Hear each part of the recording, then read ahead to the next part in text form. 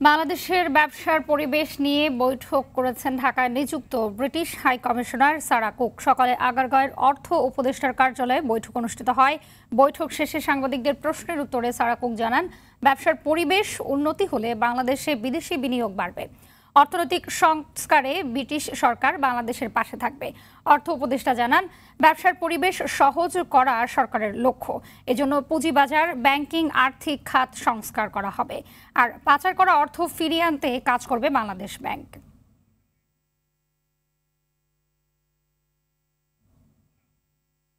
দর্শক, এই মুহূর্তে অর্থ উপদেষ্টা কথা বলছেন, আমরা সরাসরি চলে যাচ্ছি সেখানে।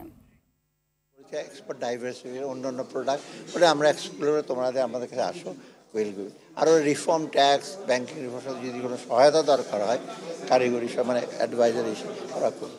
ধন্যবাদ।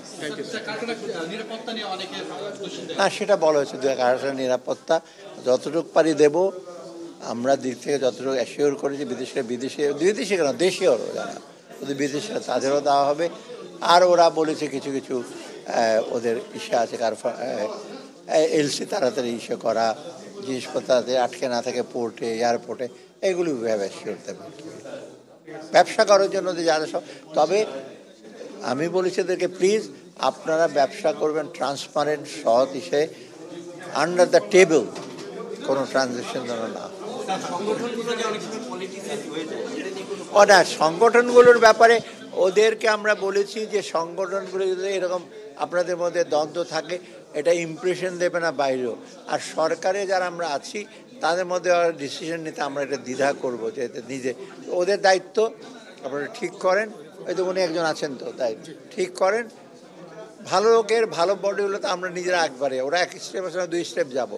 আর